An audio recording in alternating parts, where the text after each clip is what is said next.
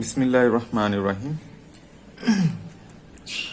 নবম দশম শ্রেণীর রসায়ন বিজ্ঞানের পঞ্চম অধ্যায় রাসায়নিক বন্ধন, এই চ্যাপ্টারের কিছু গুরুত্বপূর্ণ পার্ট নিয়ে আলোচনা করা হবে এই ক্লাসটাতে। প্রথম যে পার্টটি আসে সেটি হচ্ছে আণবিক সংকেত ও গাঠনিক সংকেত। আণবিক সংকেত কি? একটি মৌল বা যৌগের অণুতে যে যে ধরনের মৌলের পরমাণু থাকে তাদের প্রতীক এবং তাদের সংখ্যা দ্বারা প্রকাশিত সংকেতকে আণবিক সংকেত বলে। এই পার্টটার কিছু অংশ আমরা পূর্বের ক্লাসে করে ফেলেছি, অর্থাৎ আণবিক সংকেত কি সেটা আমরা পূর্বের ক্লাস থেকে জানি।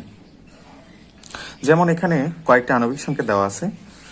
CH4 এটি হচ্ছে মিথেন, NH3 এটি হচ্ছে অ্যামোনিয়া, C6H6 এটি হচ্ছে বেনজিন, H2SO4 এটি হচ্ছে সালফিউরিক অ্যাসিড। এই সংকেতগুলোতে আমরা কি দেখি? এখানে দেখি মিথেনের অণুতে একটি মিথেন পরমাণু রয়েছে, যেখানে একটি থাকে সেই একটি লেখা হয় না। তারপরে হচ্ছে হাইড্রোজেন, হাইড্রোজেন হচ্ছে এখানে চারটি, সেজন্য এখানে 4 সংখ্যাটি ডান পাশে নিচে ছোট করে লেখা হয়। একইভাবে অ্যামোনিয়া, অ্যামোনিয়াতে একটি নাইট্রোজেন পরমাণু রয়েছে এবং 3টি হাইড্রোজেন পরমাণু রয়েছে। তাহলে এই কথাটাই এখানে সংজ্ঞা অনুসারে দেওয়া। একটি মৌল বা যৌগের অণুতে যে যে ধরনের মৌলের পরমাণু থাকে তাদের প্রতীক, এখানে কার্বন থাকে, হাইড্রোজেন থাকে, তাদের প্রতীক এবং তাদের সংখ্যা দ্বারা, এই যে তাদের সংখ্যা, কার্বন এখানে একটি, হাইড্রোজেন এখানে 4টি, সংখ্যা দ্বারা প্রকাশিত সংকেতকে আণবিক সংকেত বলে। তাহলে এই হচ্ছে আণবিক সংকেত। এখানে বেনজিনের অণুতে 6টি কার্বন এবং 6টি হাইড্রোজেন থাকে। সালফিউরিক অ্যাসিডের অণুতে 2টি হাইড্রোজেন, 1টি সালফার, 4টি অক্সিজেন পরমাণু থাকে। গাঠনিক সংকেত। গাঠনিক সংকেতটা কি? একটি অণুতে মৌলের পরমাণুগুলো যেভাবে সাজানো থাকে তা প্রতীক এবং বন্ধনের মাধ্যমে প্রকাশ করাকে গাঠনিক সংকেত বলে। তাহলে এখানে প্রতীক এবং বন্ধনের মাধ্যমে প্রকাশ করা হবে কি? যে পরমাণুগুলো যেভাবে সাজানো থাকে অণুতে। তাহলে এখানে আমরা প্রথমে মিথেনেরটা দেখি যে কিভাবে সাজানো থাকে মিথেনেরটা। মিথেনে কি থাকে? একটি কার্বন পরমাণু থাকে এবং 4টি হাইড্রোজেন পরমাণু থাকে। আমরা এখানে জানি যে কার্বনের যোজনী হচ্ছে 4, কার্বনের যোজনী 4, তাহলে কার্বনের এখানে বন্ধন থাকবে 4টি এবং হাইড্রোজেনের যোজনী হচ্ছে 1, সেজন্য প্রত্যেকটা বন্ধনে একটা করে হাইড্রোজেন থাকবে। তাহলে এখানে কি হচ্ছে? এখানে দেখা যাচ্ছে 4টা হাইড্রোজেন একক বন্ধনের মাধ্যমে একটি কার্বন পরমাণুর সাথে সংযুক্ত হয়ে গঠন করছে, এটি হচ্ছে মিথেন, CH4 মিথেন। এটি হচ্ছে মিথেনের অণুর গাঠনিক সংকেত। কিভাবে পরমাণুগুলো নিজেদের মধ্যে সাজানো থাকে, অণুতে পরমাণুগুলো কিভাবে নিজেদের মধ্যে সাজানো থাকে সেটি প্রতীক এবং বন্ধনের মাধ্যমে প্রকাশ করা হয়। এখানে যদি আরো দেখি আমরা, অ্যামোনিয়া দেওয়া আছে। অ্যামোনিয়াতে নাইট্রোজেনের যোজনী হচ্ছে 3 আর হাইড্রোজেনের যোজনী হচ্ছে সবসময় 1। তো এখানে কি হচ্ছে? একটি নাইট্রোজেন পরমাণু 3টি হাইড্রোজেন পরমাণুর সাথে সংযুক্ত হয়ে গঠন করছে অ্যামোনিয়া অণু। এটি হচ্ছে অ্যামোনিয়ার গাঠনিক সংকেত। এখানে দেওয়া আছে বেনজিন, সালফিউরিক অ্যাসিড। বেনজিনেরটাতে কি হবে? 6টি কার্বন। তো বেনজিন একটি চক্রীয় যৌগ, অর্থাৎ চক্র আকারে থাকে।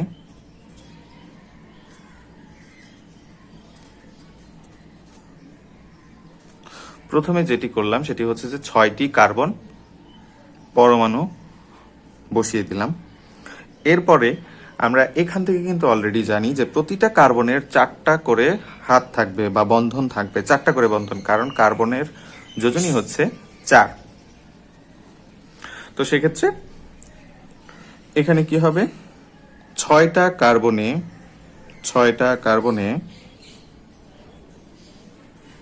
6টা হাইড্রোজেন, 6টা কার্বনে 6টা হাইড্রোজেন বসে যাবে।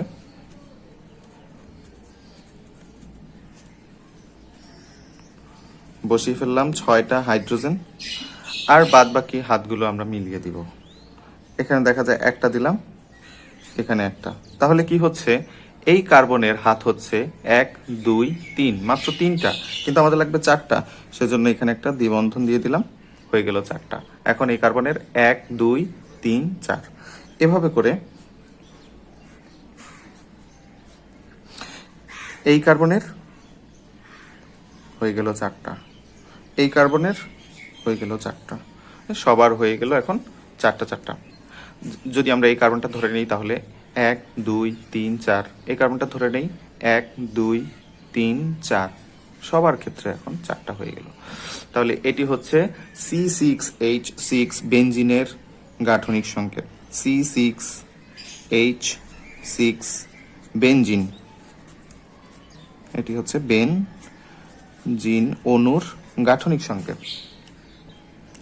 ওকে, তাহলে নিশ্চয়ই আমরা আণবিক সংকেত এবং গাঠনিক সংকেত বুঝতে পেরেছি।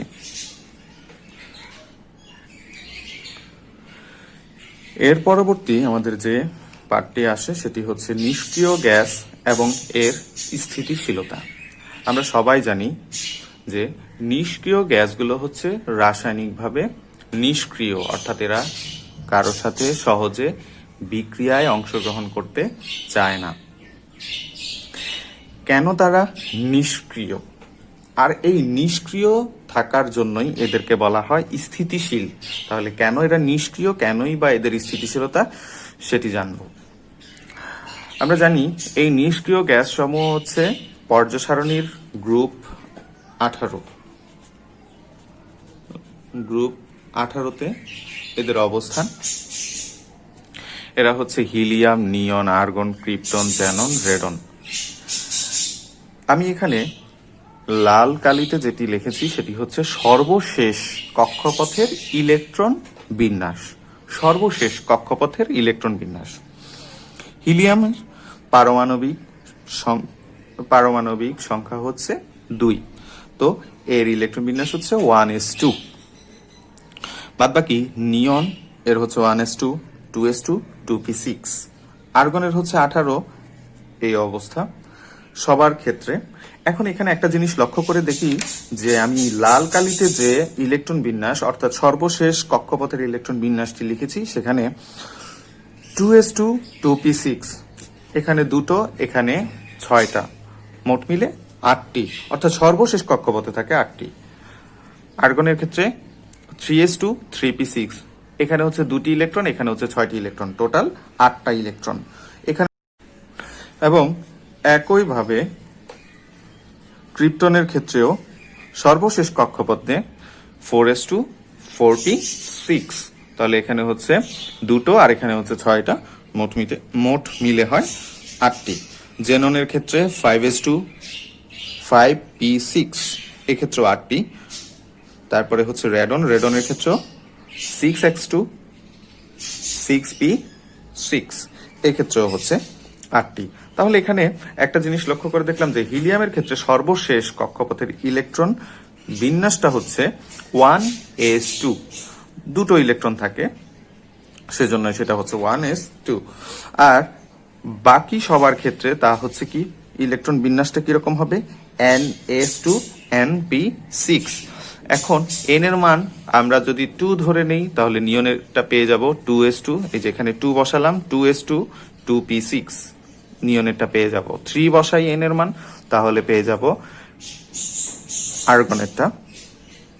তারপরে আমরা যদি 4 বসাই পেয়ে যাব ক্রিপ্টনেরটা। এভাবে 5 6 বসালে জ্যানন এবং রেডনেরটাও পেয়ে যাব। তাহলে এটি হচ্ছে সাধারণ ইলেকট্রন কাঠামো। আচ্ছা, এই ইলেকট্রন বিন্যাসটা, নিষ্ক্রিয় গ্যাসের ইলেকট্রন বিন্যাসটা যদি আমরা একটু পর্যবেক্ষণ করি তাহলে দেখা যায় শুধু হিলিয়ামের ক্ষেত্রে সর্বশেষ কক্ষপথে 2টি আর বাদ বাকি সবার ক্ষেত্রে সর্বশেষ কক্ষপথে 8টি করে ইলেকট্রন থাকে। এর থেকে বোঝা যায় যে সর্বশেষ কক্ষপথে যদি 8টি করে ইলেকট্রন থাকে তাহলে তারা স্থিতিশীলতা অর্জন করে, অর্থাৎ তারা সহজে কারো সাথে বিক্রিয়ায় অংশগ্রহণ করতে চায় না। এই জন্য পরমাণু সকল পরমাণুই তাদের সর্বশেষ কক্ষপথে 8টি বা 2টি করে ইলেকট্রন বিন্যাস অর্জন করতে চায়। আর এই জন্য নিষ্ক্রিয় গ্যাসগুলো হচ্ছে রাসায়নিকভাবে নিষ্ক্রিয় এবং এদের স্থিতিশীলতার কারণ হচ্ছে এদের সর্বশেষ কক্ষপথে 8টি বা অষ্টক পূর্ণ থাকে। এই 8টি করে ইলেকট্রন থাকাটাকে বলা হয় অষ্টক পূর্ণ। অষ্টক পূর্ণ, যাদের অষ্টক পূর্ণ থাকবে তারা হবে রাসায়নিকভাবে নিষ্ক্রিয় বা স্থিতিশীল। এরপরে আমাদের যে টপিকটি আসে সেটি হচ্ছে অষ্টক ও 2 এর নিয়ম, অক্টেট অ্যান্ড ডুয়েট রুলস। যেটি অষ্টক ও 2 এর নিয়ম, এটি আমাদের পূর্বের টপিকটার সাথে রিলেটেড, অর্থাৎ নিষ্ক্রিয় গ্যাসের ইলেকট্রন বিন্যাসটা এর সাথে সংযুক্ত হবে। নিষ্ক্রিয় গ্যাসের ইলেকট্রন বিন্যাসে আমরা দেখেছি যে তাদের নিষ্ক্রিয়তা বা স্থিতিশীলতার কারণ হচ্ছে তাদের সর্বশেষ কক্ষপথে 8টি করে ইলেকট্রন থাকে, শুধু হিলিয়ামের ক্ষেত্রে থাকে হচ্ছে 2টি। এই 8টি করে ইলেকট্রন সব পরমাণুই তাদের সর্বশেষ কক্ষপথে অর্জন করে স্থিতিশীলতা অর্জন করতে চায়। এই যে 8টি করে ইলেকট্রন অর্জন করার যে নিয়ম, এটি হচ্ছে অষ্টক। আর 2 অর্থাৎ পরমাণু সমূহ অনুগঠন করার সময় তাদের সর্বশেষ কক্ষপথে 2টো করে বা এক জোড়া করে, এক জোড়া করে ইলেকট্রন কি করবে, গঠন করবে এক জোড়া করে। এটা এক জোড়া হতে পারে, 2 জোড়া হতে পারে, 3 জোড়াও হতে পারে, 4 জোড়াও হতে পারে। জোড়া হবে অর্থাৎ ইলেকট্রনগুলো সেক্ষেত্রে জোড়ায় জোড়ায় থাকবে। জোড়ায় থাকার কারণে এটাকে বলা হয় 2 এর নিয়ম। এখন আমরা এখানে একটা উদাহরণ দেখি। এটি হচ্ছে কার্বন পরমাণু। কার্বন পরমাণুর ইলেকট্রন বিন্যাস থেকে আমরা দেখি যে এখানে কার্বনের পারমাণবিক সংখ্যা হচ্ছে 6 আর এর ইলেকট্রন বিন্যাস হচ্ছে 1s2 2s2 2p6 2p2। তো এখন এটা যদি আমরা একটা চিত্র আঁকি কার্বন পরমাণু, তাহলে কি হবে, প্রথম কক্ষপথে 2টো, দ্বিতীয় কক্ষপথে কয়টি, এইটা হচ্ছে দ্বিতীয় কক্ষপথ, মোট 4টি ইলেকট্রন থাকে, সেজন্য এখানে 4টা ইলেকট্রন দেওয়া আছে। হাইড্রোজেনের ক্ষেত্রে হাইড্রোজেনের পারমাণবিক সংখ্যা 1, এতে একটা ইলেকট্রন থাকে 1s1। এই যে প্রথম কক্ষপথে একটা ইলেকট্রন হাইড্রোজেনের। ওকে, এরপর এখানে একটি কার্বন পরমাণুর সাথে এখানে দেওয়া আছে 4টা হাইড্রোজেন পরমাণু। কি হচ্ছে, আমরা এখানে দেখলাম যে কার্বনের সর্বশেষ কক্ষপথে 4টি ইলেকট্রন, কার্বনের সর্বশেষ কক্ষপথে 4টি ইলেকট্রন, কিন্তু আমরা অষ্টক নিয়ম থেকে জানি যে সর্বশেষ কক্ষপথে তারা 8টা ইলেকট্রন রাখতে চায়। 8টা ইলেকট্রন রাখলে তারা কি হয়, সর্বোচ্চ স্থিতিশীল হয়, সর্বোচ্চ স্থিতিশীলতা অর্জন করে। তাহলে এ যদি 4টা হাইড্রোজেনের সাথে কি করতে পারে, ইলেকট্রন ভাগাভাগি বা শেয়ার করে নিতে পারে ইলেকট্রন, তাহলে সেক্ষেত্রে কি হবে, স্থিতিশীলতা অর্জন করবে। এখানে আমি সবুজ কালিতে যেটা বোঝাচ্ছি সেটা হচ্ছে যে হাইড্রোজেন, সবুজ কালিতে হাইড্রোজেন পরমাণু। 4টা হাইড্রোজেন পরমাণু, হাইড্রোজেনের মধ্যে থাকে একটা ইলেকট্রন, তাহলে সেই একটা ইলেকট্রন নিয়ে কি করবে, এখানে কালো আর একটা হচ্ছে সবুজ। সবুজটা হাইড্রোজেনের ইলেকট্রন আর কালোটা হচ্ছে কার্বনের ইলেকট্রন, প্রত্যেকটা ক্ষেত্রেই।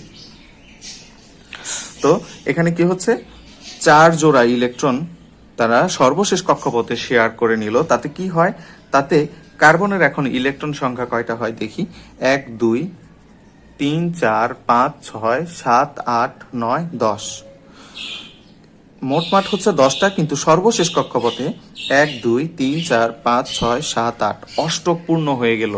এই অষ্টক পূর্ণ করেই কিন্তু কি হয়, মিথেন অণুটি গঠন হয়। মিথেন অণু গঠন করলে কার্বনের অষ্টক পূর্ণ হয় এবং কার্বন স্থিতিশীলতা অর্জন করে। তাহলে হাইড্রোজেন কেন এখানে বন্ধনে অংশগ্রহণ করতে গেল। দেখো হাইড্রোজেনের সর্বশেষ কক্ষপথে এখন ইলেকট্রন সংখ্যা হচ্ছে 2, তাহলে হাইড্রোজেনের হচ্ছে এক জোড়া ইলেকট্রন রয়েছে সর্বশেষ কক্ষপথে, সেজন্য হাইড্রোজেনও কি হবে, স্থিতিশীলতা অর্জন করবে। সোজা কথা হচ্ছে এখানে স্থিতিশীলতা অর্জন করাই হচ্ছে সকল পরমাণুর উদ্দেশ্য হচ্ছে স্থিতিশীলতা অর্জন করা। এক্ষেত্রে মিথেন অণুটি গঠন করে কার্বনও স্থিতিশীলতা অর্জন করে অষ্টকপূর্ণ করার মাধ্যমে, এবং হাইড্রোজেনও দ্বিত্বপূর্ণ করার মাধ্যমে কি করে, স্থিতিশীলতা অর্জন করে। এই হচ্ছে অষ্টক ও 2 এর নিয়ম। এভাবে আরো অনেক অণুর আমরা যদি অণুর ইলেকট্রন বিন্যাস দেখি, তাহলে আমরা সেক্ষেত্রে অষ্টক এবং দ্বিত্ব এর ব্যাখ্যা পাবো। আশা করি সবাই বুঝতে পেরেছো। সবাই ভালো থাকবে, সুস্থ থাকবে ইনশাআল্লাহ।